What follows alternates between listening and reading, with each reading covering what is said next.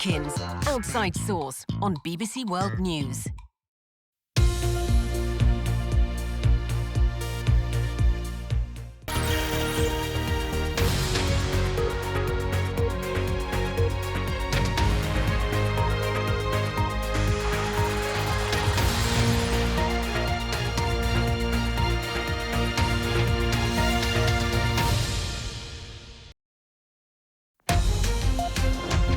Hello, this is Impact. I'm Yalda Hakim. China has condemned the US government's decision to order all its agencies to delete the social media app TikTok because of security concerns. Over 100 people are now feared dead after a migrant boat sank off the coast of Italy on Sunday. We speak to Jan Egeland, Secretary General of the Norwegian Refugee Council. And the British Prime Minister Rishi Sunak is in Northern Ireland drumming up political support for Britain's new trade deal with the EU. That's all coming up here on Impact.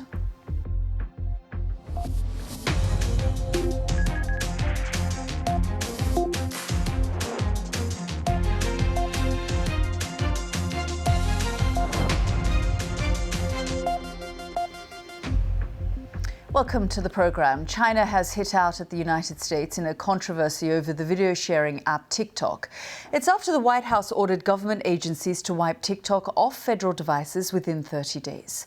The move follows legislation passed by Congress in December, and since then, the European Commission and Canada have put similar bans in place. But the US government could take things a step further. The House Foreign Affairs Committee is due to vote on a bill to give President Biden new powers to ban the Chinese-linked social media app, which is used by more than 100 million Americans.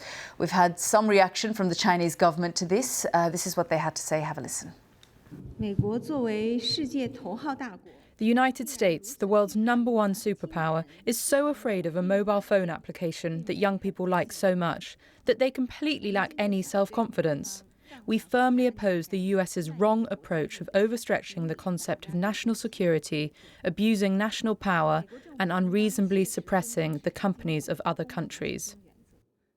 That was a Chinese government spokesperson. Let's bring in our Celia Hatton, who is our Asia-Pacific editor. Celia, I mean, just listening there to the Chinese government spokesperson, fascinating that they're saying that, the United States lacks self-confidence over national security when China itself has effectively prevented things like Facebook and Twitter operating within China.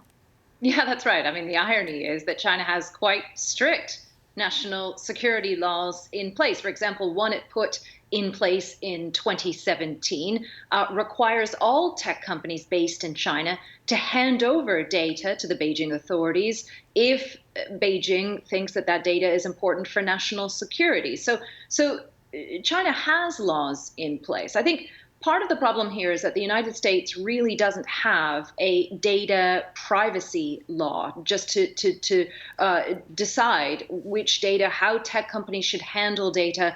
It lacks those laws at the moment. And I think that really is where TikTok is being able to move into the US market. 2/3 of teenagers use it, we know.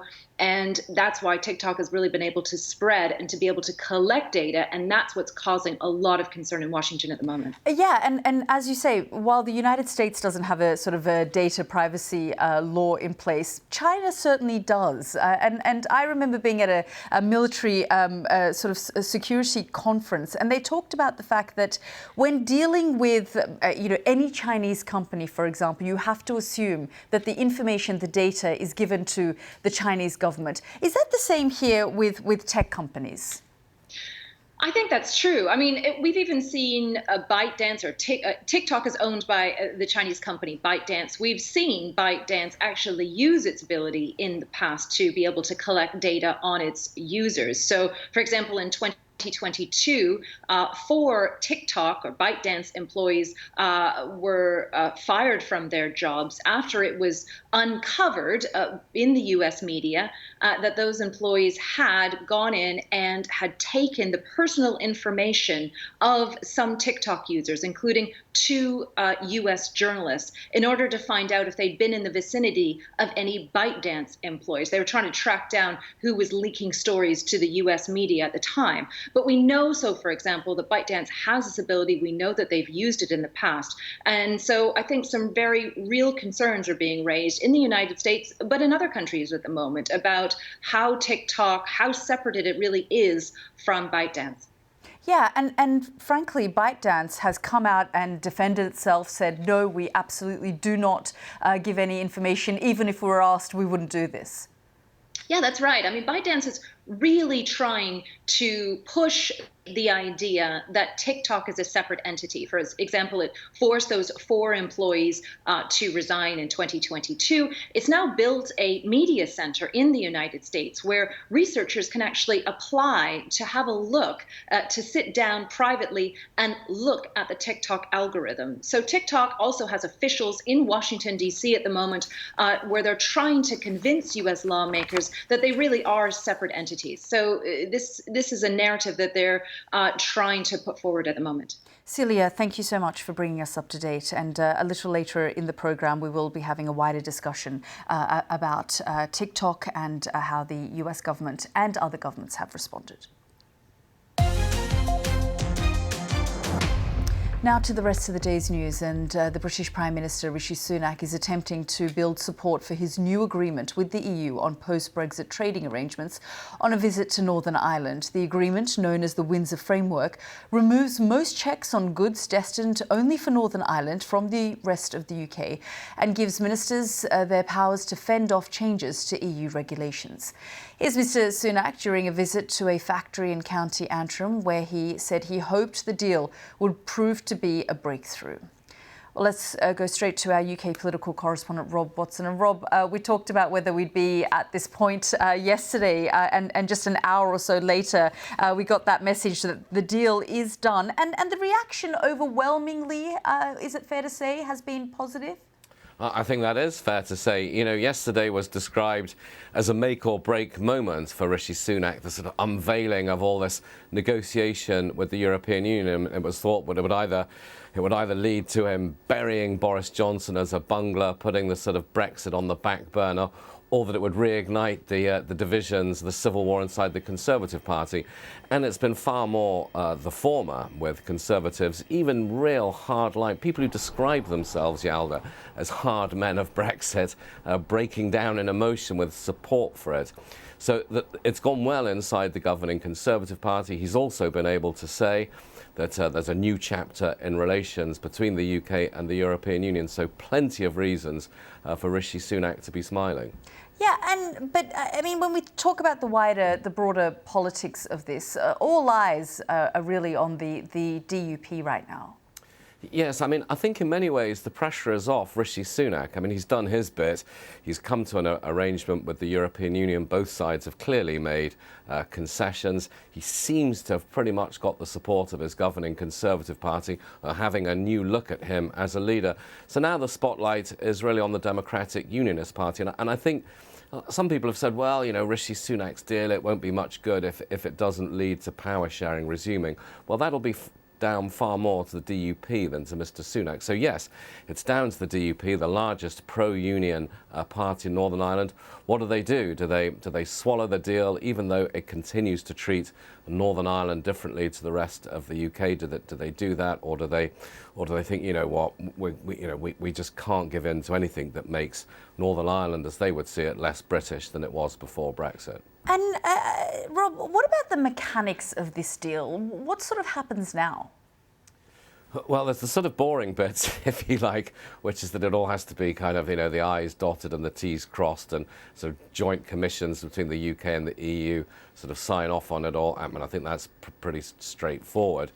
I mean, what businesses are doing and what the politicians, the DUP, are doing are sort of going through it, because it's about 300 pages. It's not some simple thing to kind of figure out, will it really work? So, if you like, there are those two things happening in parallel. There's a certain amount of political salesmanship, there's the sort of practicalities of the EU and the UK formally signing off on it, and then there's the question of the people who've really got something at stake in it, businesses in Northern Ireland and politicians there crunching through the detail. Yeah, and just briefly, I mean, Rob, you and I have been speaking about this for the last couple of years. Essentially, you know, the British public as well are probably glad that this phase of it at least is over. Yeah, I'm sorry for the answers way too long before. Goodness, getting carried away. Yes, no, huge relief. All the polling suggests that most British people think that Brexit was a mistake, leaving the EU was a mistake. They're sort of bored of all the divisions over it. And I think there'll be a certain amount of relief if there are going to be better relations between Brussels and London, which frankly have been pretty ghastly since 2016 and the referendum. Well, Rob, we'd happily listen to you all day. No, seriously. You help us understand all of these very complex issues. Thank you so much. Now to the Middle East, where the Israeli military has tightened security in the occupied West Bank city of Jericho. Here we can see Israeli guards looking for a Palestinian gunman who carried out several drive-by shootings on Monday, killing an Israeli-American motorist in his car on Sunday after 2 Israeli settlers were shot dead near Nablus. A large group of settlers carried out revenge attacks in nearby Palestinian villages. One Palestinian man was shot dead. These pictures show torched houses and shops in the town of Huwara near Nablus in the West Bank. The UN Security Council is set to meet behind closed doors later to discuss the recent wave of violence in the West Bank. Well, let's go straight to our correspondent in Jerusalem, Yalda Hakim.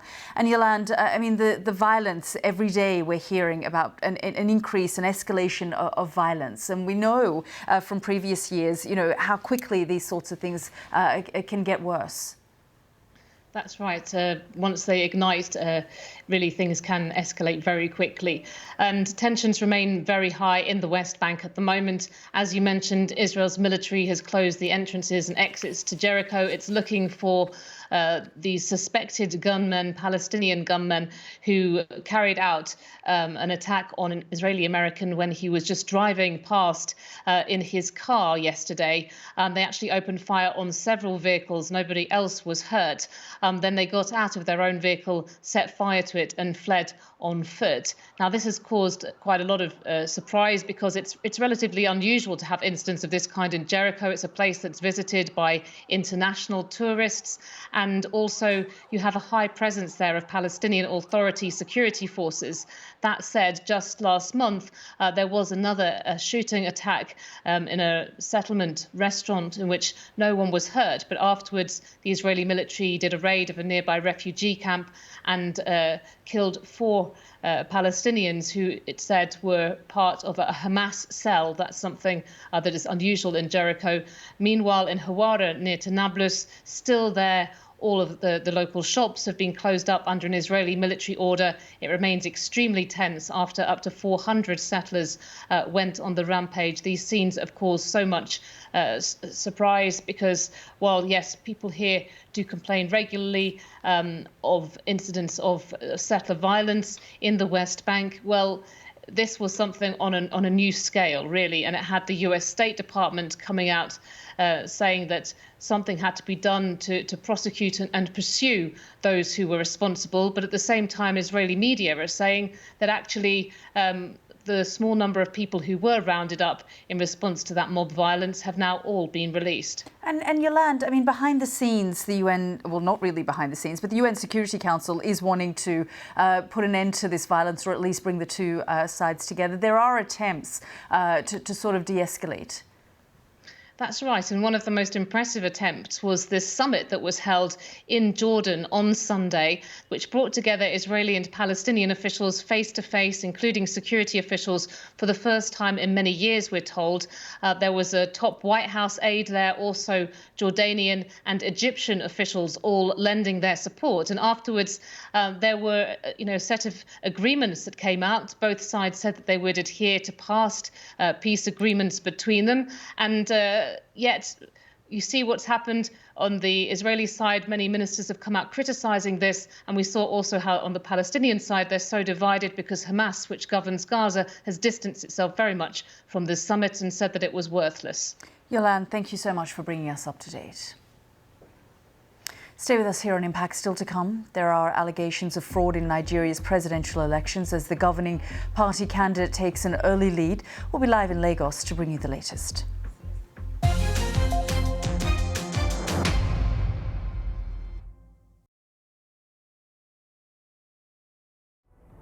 Now is the time for a new impulse.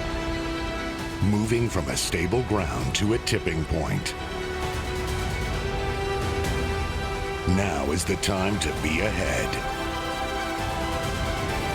Now is the time for agility, for sustainable acts. Now is your time.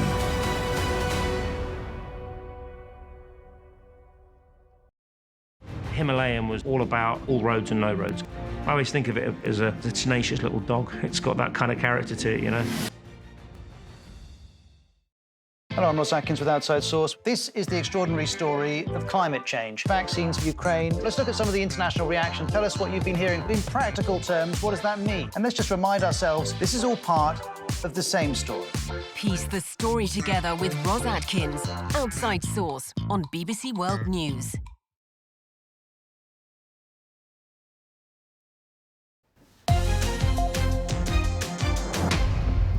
Welcome back to the programme. This is Impact on BBC World News. The number of people known to have died in a shipwreck off the Italian coast on Sunday is reported to have risen to 64. It's feared that more than 100 people died when their boat broke apart in rough seas. The vessel set off from Turkey a few days earlier. It is believed to have been carrying some 200 people from Somalia, Syria, Iraq, Iran, Afghanistan and Pakistan.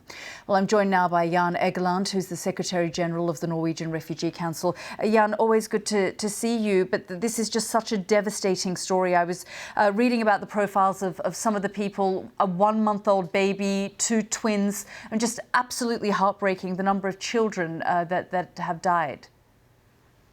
Indeed, and remember, Yalda, these 62, 63 people who perish now come on top of hundreds every year.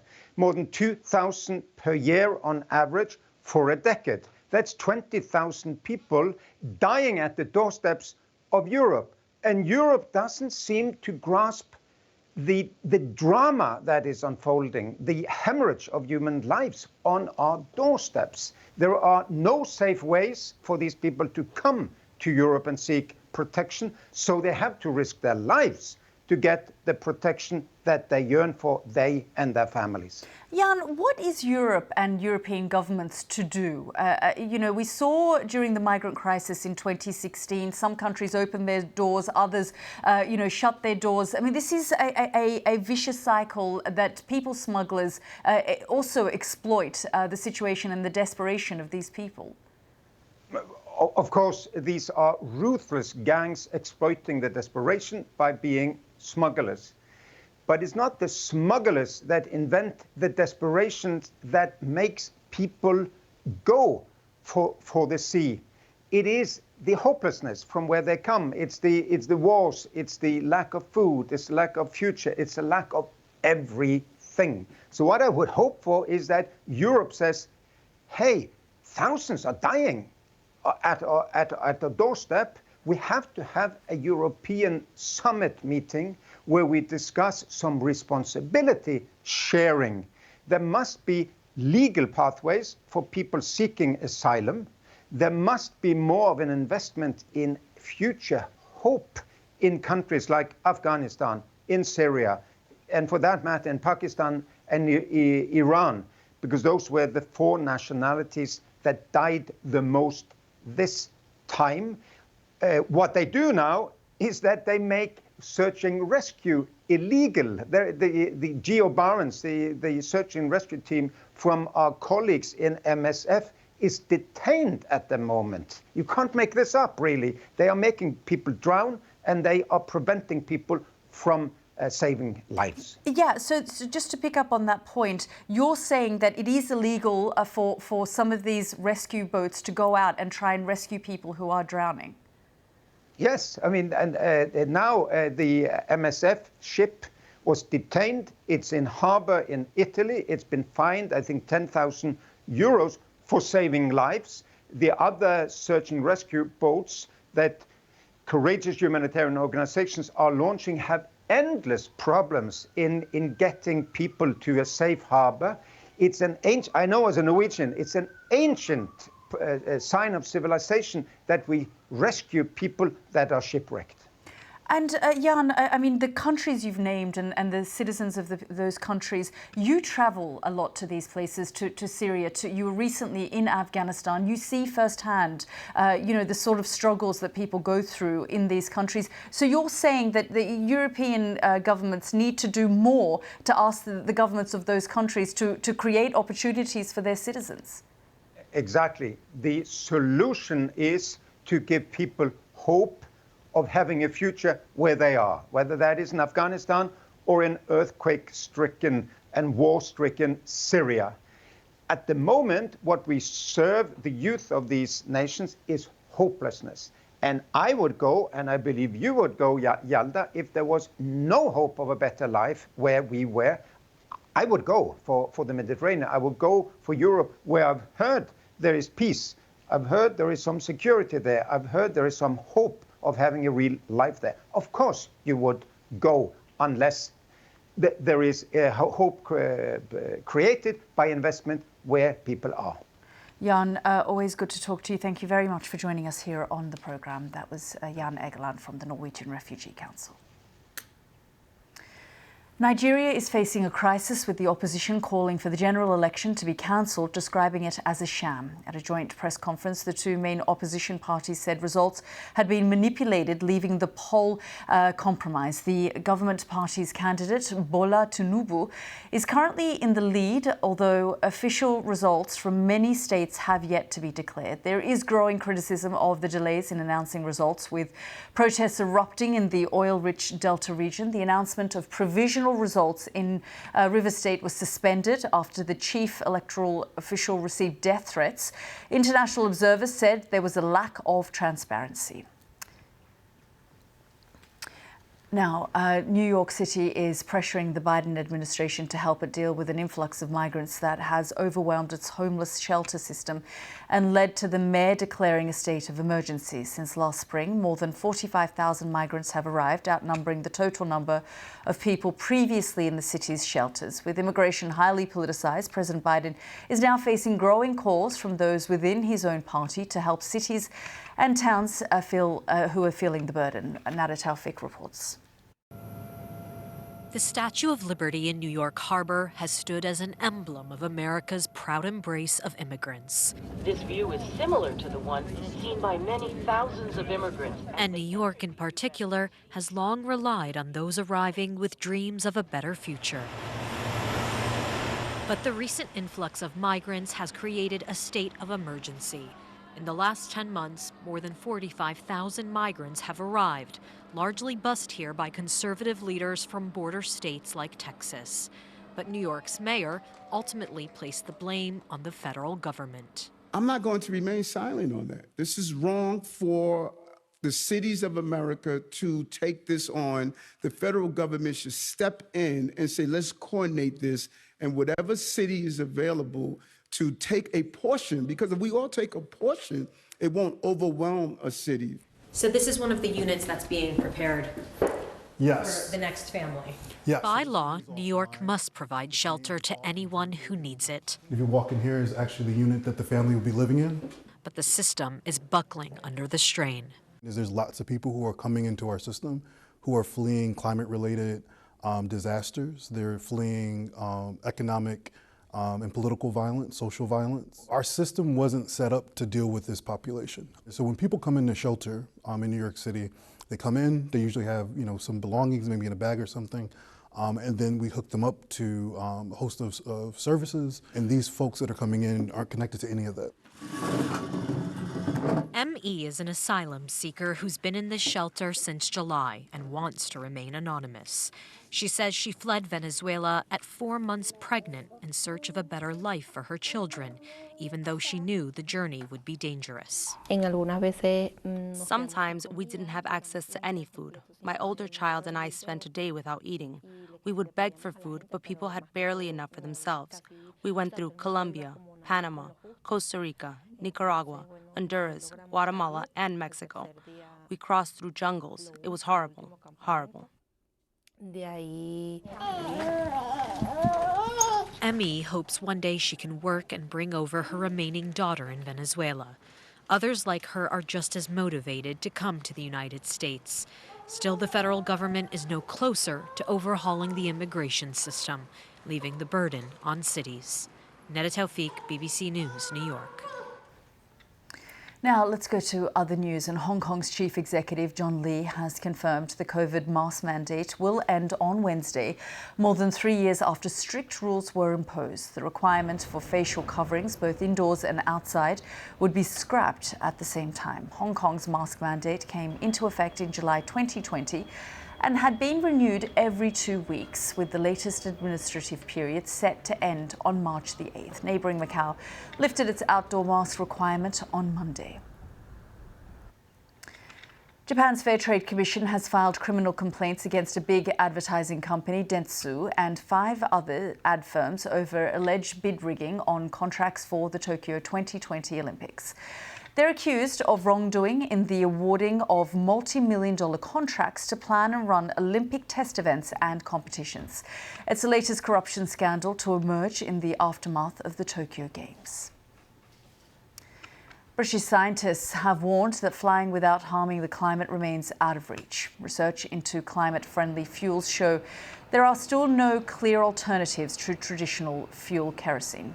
Environmental campaigners say governments should encourage people to fly less, as there isn't enough time to rely on a technological fix to aviation's climate problem. We'll be back in the next few minutes. We're going to have a discussion around TikTok and the United States asking for government workers to take it off their phones. Lots to discuss. Stay with us. Hello there. Very stormy weather in the Western Mediterranean thanks to Storm Juliet. Well, that's been bringing some heavy snow into the high ground of Mallorca, particularly above 800 metres elevation, but some of the snow's come down to lower elevations at times. Very strong winds for Mallorca as well. Gusts about 100 kilometres an hour through Tuesday. Still windy into Wednesday with gusts about 70 kilometres an hour. Heavy rain swirling around this feature, probably some of the heaviest rain working into the eastern side of Corsica during Wednesday, but the rain will also be extensive as it works into parts of the Balkans and across northern Italy with some mountain snow here. Now heading into Spain and Portugal, we've still got cold air in place. There'll be some mountain snow across northwestern areas above 800 metres elevation there. Generally the weather across northern Europe is on the cold side at the moment, so with the winds coming down from a northerly direction.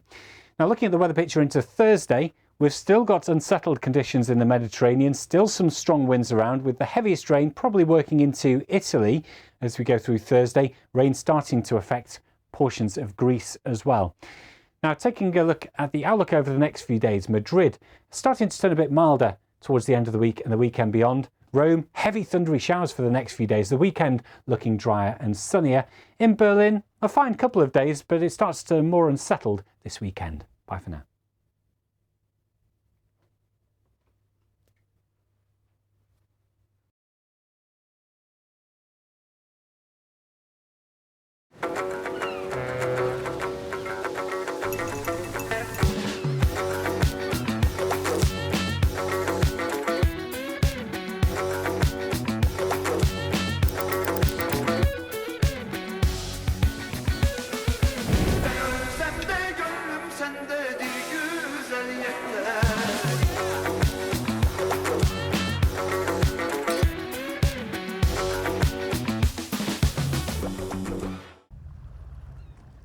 We empower those who act. Those who see the correlation between things above and things below the surface. Those who navigate risk by meeting every turn with a heightened awareness of what's possible. Constant assessment. Determine the best position. Catch the perfect wave.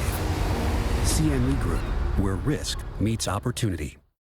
Now showing on BBC Real. Carries with it death, devastation, beauty. This incredible jewel has not just been passed down through generations, it's been stolen, it's been fought over, it's gone through all manner of chicanery and skullduggery to get it to its current point. The Kohinoor, 105 carats, oval-shaped, and arguably the world's most famous diamond. Today, it's set among 2,800 other stones in the crown jewels. But it made a public appearance in 2002 atop the Queen Mother's coffin, and again in 2022 at Queen Elizabeth's funeral. In the days following the Queen's death, the word Kohinoor began to trend on Twitter. Many Indians were calling for the diamond to be returned, but the Kohinoor has been stolen and moved countless times over its long history. The question remains, where might it go next? Watch more stories like this at bbc.com/real.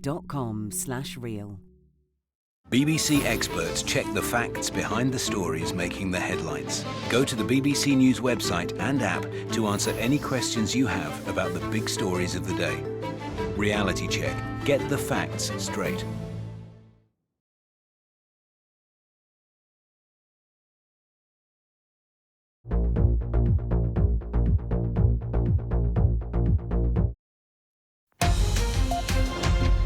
Hello, this is Impact. I'm Yalda Hakim. China has condemned the US government's decision to order all its agencies to delete the social media app TikTok because of security concerns. Over 100 people are now feared dead after a migrant boat sank off the coast of Italy on Sunday.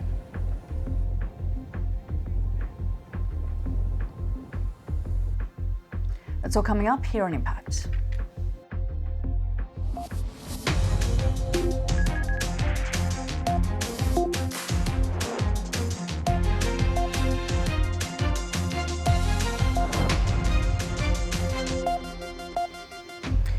Welcome back, and let's just get some more now on the growing row between China and the US over the video app TikTok. On Monday, the White House gave government agencies 30 days to ensure that employees did not have the app on federal devices. The order follows similar moves by the EU and Canada.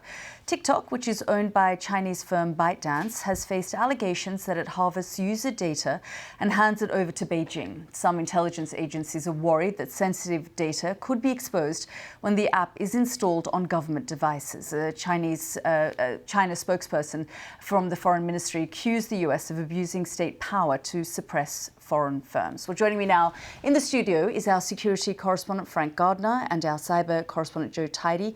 And we also have our China media analyst Kerry Allen joining us via video link. Thank you all for joining us. I might start with Kerry, because I mean, it's quite ironic, Kerry, isn't it, that China has said, the Chinese Foreign Ministry spokesperson has said, that the United States should have more confidence in its national security. But in fact, China itself has prevented Facebook and Twitter from operating inside the country.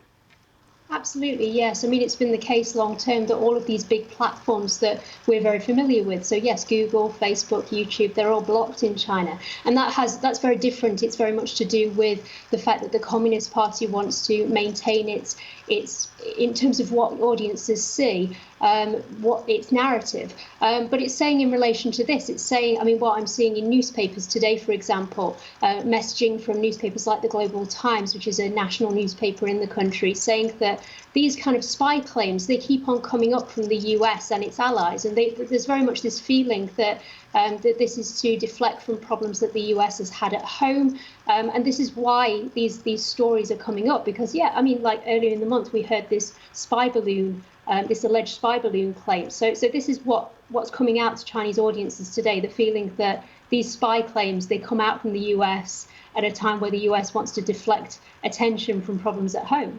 Frank, whenever I've spoken to American security analysts, they've sort of said, when you're dealing with any company in China, you've got to assume that the information is being fed back to the Chinese government. Well, that isn't strictly true. It's more a case that the Chinese government, under Chinese law, could, if it wants to, have access to any of that data. China has an insatiable appetite for data. Data is currency, data is power, and they want to store a great deal of it. So the Ministry of State Security and other organs of the Chinese state can have access, if they choose, to any corporate data that is acquired. So the US concern is on two levels. One is that the privacy of Americans, there are around 60 million American user devices that are using TikTok, that their privacy could be infringed. Now, you could accuse them of, America of kind of hypocrisy here, because there are cases of US companies using that data. But there's also the matter of influence. There is a fear in the US, up on the Hill and Capitol Hill, that China is using TikTok in the long term, over a long period of time, to subtly influence people, change their attitudes, change their opinions, feed in ideas, and that this would give China in some ways, some kind of control over American minds. I know it sounds very bizarre, but that is a fear up on Capitol Hill.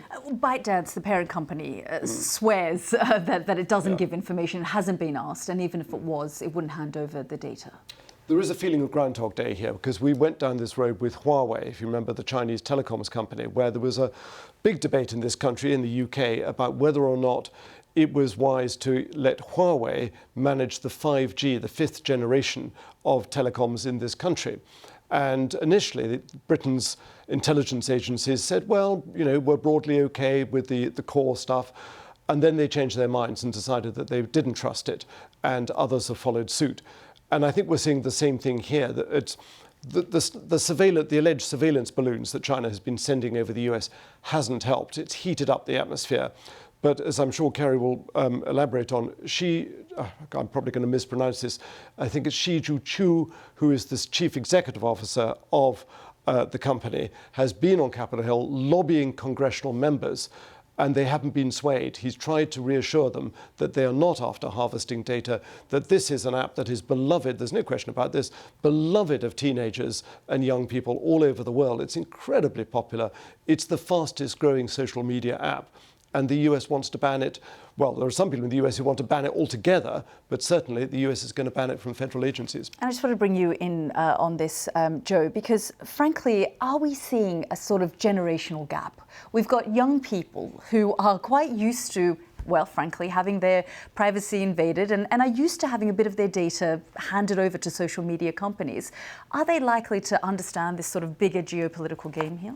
No, I don't think so. I think if you look at the user base, as Frank said, it is an absolutely ginormous app. If you look at the initial plan to ban TikTok, because you may be watching this thinking, we've been here before, haven't we?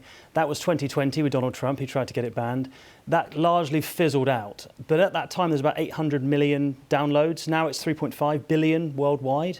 And you've got the geopolitical tensions have changed, and there's a lot of tension between particularly China and the US. So the battlefield has moved a bit. But in terms of the everyday user, they don't really know or care. I think it's a very enjoyable app for a lot of people.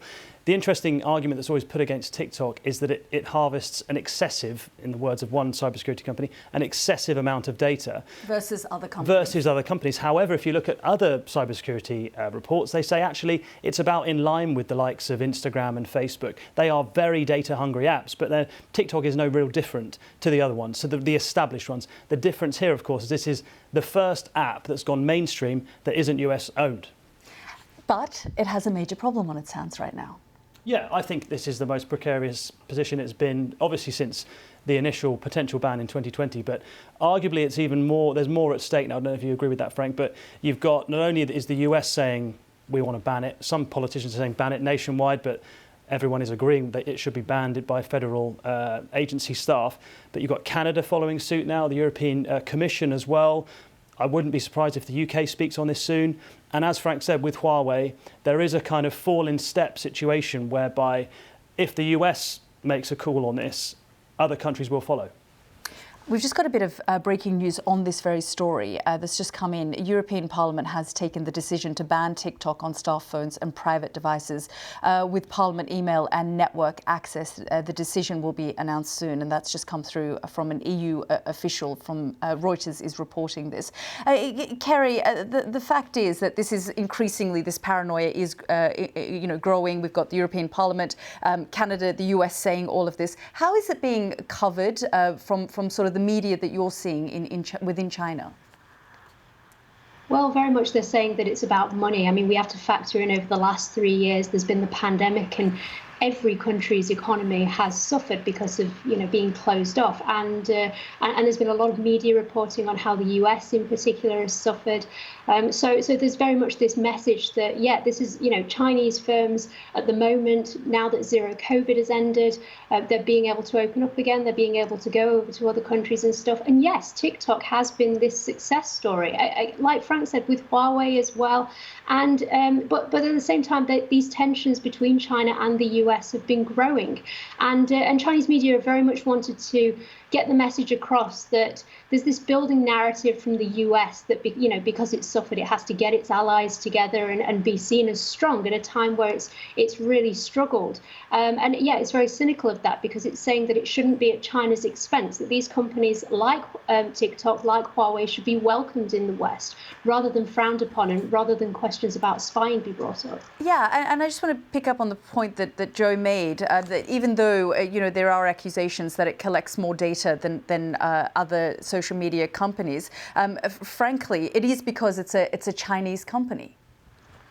Yeah, very, very much so. Yes, and TikTok itself has said that it doesn't collect data, and it wouldn't if it was asked. But we have to distinguish here between TikTok and Douyin, which is Douyin is the platform as it's known within mainland China, which sits on a domestic server, and for that the content is very strictly controlled. So if there is content that is cynical of Xi Jinping or is very anti-government, this is removed from the platform. But China wants to make the message that that's not the case overseas, that TikTok and Douyin are not one and the same. Frank, at the end of the day, whatever this app is and whatever the different parliaments decide, there is a great power competition going on between the United States and China. And frankly, these sorts of social media companies may become scapegoats and fall to the wayside. Yeah, absolutely. I think we wouldn't be having this debate if China's position in the world was a bit different. If you look at the last few years, the things that have come up on the kind of big China screen, so the crushing of democracy in Hong Kong, the threats to retake Taiwan, or to not to retake, but to basically invade and absorb Taiwan by force, the oppression of the Uyghur community, up to 1 million people interned internally in Xinjiang province, plus coupled with the entire Belt and Road Initiative, which is buying up very vital assets all over the world, in Africa, in Europe, in Asia. All of that is making people think in London, in Washington and Western capitals, wow, China is on course to become the most powerful country in the world. It's got a massive nuclear weaponization program at the moment. They're looking to treble their nuclear ballistic missile force. They are inventing new weapons that will probably, under current systems, evade Western defenses. So China is a very serious force in the world, and appears to be bent on becoming the most powerful country in the world, overtaking the United States in a decade or more. So it's against that backdrop that we're having this debate about a social media company that is adored by teenagers. It's bizarre. I mean, that's the point, isn't it? It is. I mean, there's hundreds of millions of young people who are just flicking all day long, looking at these different videos. The notion, that Frank said that there's this paranoia that they would be sort of trying to infiltrate the minds of young people or brainwash them, feels absurd at this point. It does, yeah. And like I say, when this all came around in 2020, there were lots of stories we did at the time about the fears, because if you take away the app, you're going to affect millions of influencers, even more now, of course, who rely on this app. So it's not just a fun, frivolous app, it's also a business for so many people in the world. And that's why this debate, although people probably aren't necessarily aware this is happening yet, it's going to get bigger and bigger, especially when we start seeing some real laws be proposed in the US and around the world. People are going to start panicking that this app's going to be taken away. Interestingly, Jeremy Fleming, who runs GCHQ, that's Britain's data spy agency, the government communications headquarters, although there hasn't been a kind of official line from GCHQ about TikTok, he has publicly said that he's warned his children about the dangers of data privacy and subversion on phones. TikTok being amongst the risks he's talked about. So we could see potentially from staff being told within governments not to use it to the wider public? It's possible. It hasn't happened here yet, but it could do. I mean, Kerry, I'm interested to sort of get a better sense of any kind of potential backlash within China that this could have towards TikTok sort of getting this kind of treatment in the West. Well, I think very much as Joe said, we've seen this before. I mean, there's this message that it's very much to do with the US government, but we saw it with Trump. I think it's, there could be more clampdowns in terms of more platforms that, like Western platforms that are blocked within the country. But this happens anyway. And again, I have to say that this is, China blocks these platforms because it sees the information that appears on them. It sees increased disinformation as it sees it about China being the bad guy, as a potential threat in the country. But this has been the case long term. I mean, it has been the case since Xi Jinping came to power that there has been this even tighter scrutiny over what information from outside China makes it into the country. But yeah, I mean, this is China through and through. So yeah, we might hear messaging from the foreign ministry, for example, about kind of, a tit for tat situation. But yeah, China has done as much as it can anyway to kind of limit Western infiltration as it sees it, kind of brainwashing, and very much promote its own domestic platforms. I mean, we have to remember as well that this is a country with 1.4 billion people. So, a massive economy, massive potential for development. And it likes to get the message across that it doesn't seem threatened by, these ideas of these big Western companies, because it has its own that are equivalent. Yeah, and it also has very strict, tight national security laws. It does, yes, it does. I think that's one of the key points I was thinking just then when Kerry was talking, because the risk here is theoretical. The national security risk is theoretical, that they might one day, Beijing might say to ByteDance, please give us this data, or please do these things to all the people that use TikTok for national security reasons. All theoretical, but this theoretical risk is only a one-way street, because of course there is no major US app that's operated in China by hundreds of millions of people. So that's something I think we're going to see now is it's going to go beyond the risks of this could happen, to, hang on a minute, this is about principle. Do we want to have a Chinese app as prevalent in the West as it is? I think it's worth mentioning as well, there has been a debate in the last few weeks here in the UK about the use of CCTV that is manufactured in China.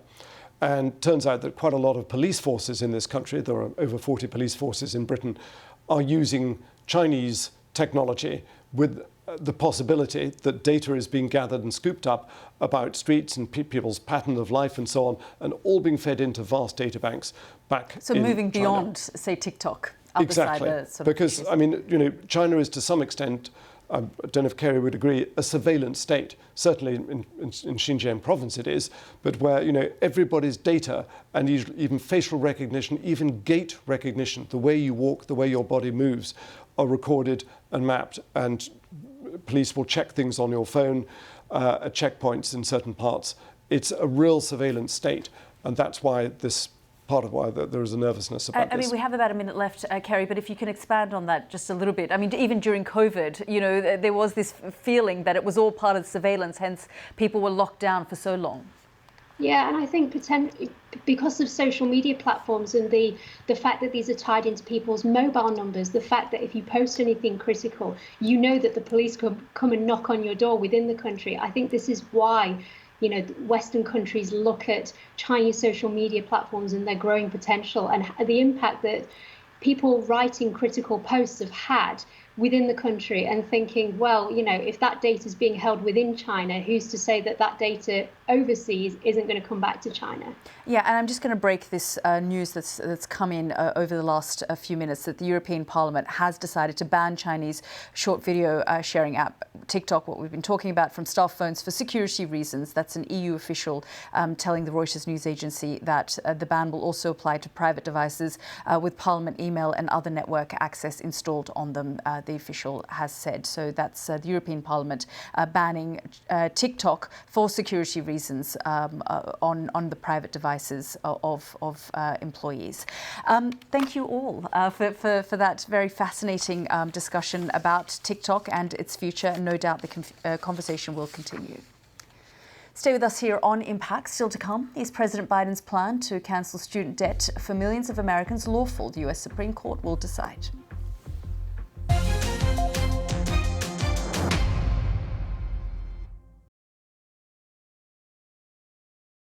To choose Grana Padano is to embrace its unique Italian values.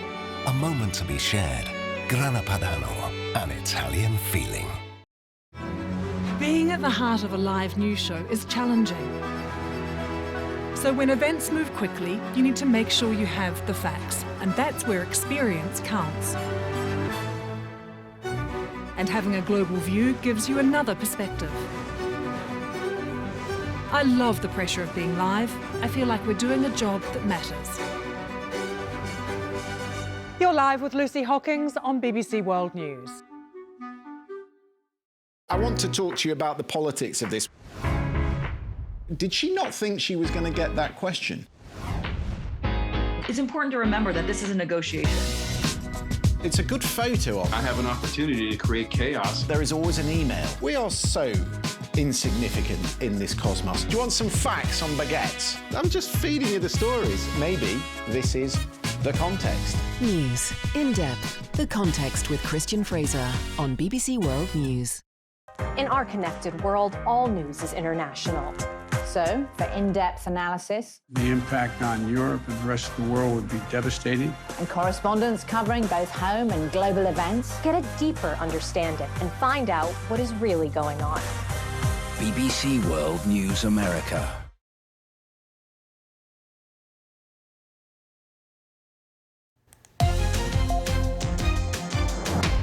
This is Impact on BBC World News. I'm Yalda Hakim. Now, the BBC has established that at least 650 schoolgirls have been poisoned in Iran. A senior government official has admitted that the girls are being deliberately targeted. No schoolgirl has died, but dozens have been admitted to hospital with respiratory problems, nausea, dizziness and fatigue. I'm joined now by Taraneh Stone from BBC Persian. Taraneh, this is terrible. What's going on? It is. This has been happening for a while now. The first cases were reported back at the end of November, and has been happening since. But the officials didn't seem to have been able to connect the dots together, and people have been calling for more investigation. And it's only recently that some officials say that these attacks could be premeditated. These attacks have been happening primarily in the holy city of Qom, which is the religious heartland of Iran. But one of the officials, one of the MPs today said that 10 to 15 cities have been affected, and it's been mainly girls who have been targeted. There have been some boys as well, but mainly girls. Have they done an investigation? Do they know motive or who might be behind this?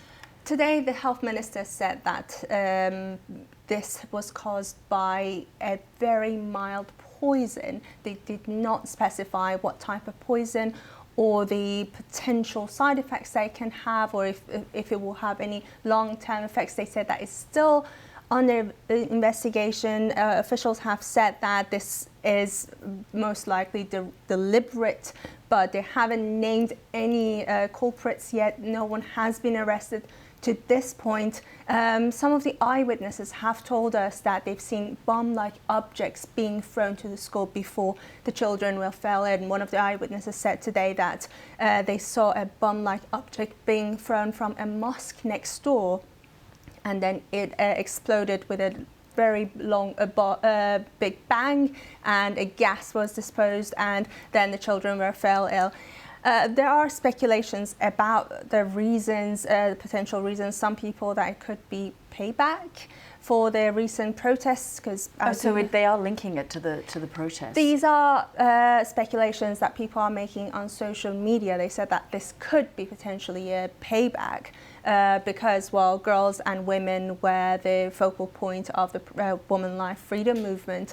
And we saw many videos of schoolgirls ripping pictures of Supreme Leader or chanting anti-establishment slogans. So some people say that it could be payback, but some people say that this could be the work of some religious hardliners who don't want girls to go to school.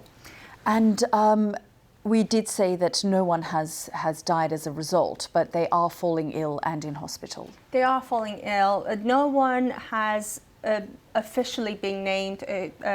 Officials haven't confirmed any deaths to this point, but some of them have been ill for days. They have breathing difficulties, heart palpitation, even numbness in their hands and in their arms and their legs.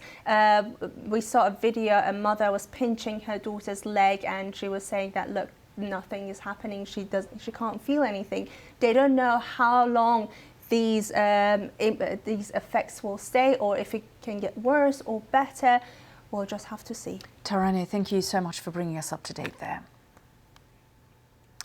Now, President Biden's plan to cancel student debt for millions of Americans face a crucial test in the Supreme Court later. According to research, 44 million Americans are carrying a combined student loan debt of $1.75 trillion, and a program introduced last summer would have aimed to dismiss much of that. But it's being challenged in the Supreme Court today for being unlawful and unfair. Our North America correspondent Nomia Iqbal has been speaking with students campaigning outside the court overnight. The bad weather hasn't kept people away. Many have turned up with their overnight bags in order to show their support for President Biden's student debt relief program. Now, this is one of the president's big campaign promises, to wipe away student debts for more than 20 million Americans. We're talking about debts worth more than $400 billion. Now, applications for the program were stopped last November because a lower court judge ruled that the program was unlawful, and that's following a few challenges from two student loan borrowers who say that the program unfairly excludes those on other types of loans, and also from a handful of Republican states who say that by clearing student debt, it contributes to inflation, that it's not fair on those who have already paid their debt and not fair on those who didn't go to college. So President Biden has taken it to the Supreme Court, and there will be a ruling in the summer. Nomia Iqbal reporting there. Let's just break that bit of news that came through in the last half hour, that the European Parliament has decided to ban Chinese short video sharing app TikTok from staff phones for security reasons. That's an EU official saying that the latest EU institution says that it will do so. The ban will also apply to private devices with Parliament email and other network access installed on them. So that's the European Parliament deciding to ban TikTok from staff phones for security reasons. We have been discussing this issue in the last half hour. We've got lots more on our website. It's the usual place, bbc.com/news. We'll be back in the next few minutes.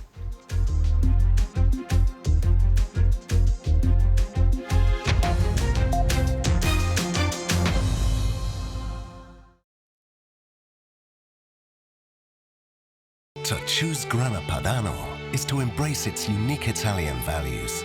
A moment to be shared. Grana Padano, an Italian feeling. Hello there. More severe weather on the way to the United States, and it's more heavy snow again affecting portions of the southwest. Through California, heavy snow here. We'll get another 2 to 4 foot of snow, the heaviest snow above 700 metres elevation, but at times the snow will come down to lower levels, particularly through Tuesday night. It's not the only place that will see some snowfall. We've got more heading across the Dakotas into Minnesota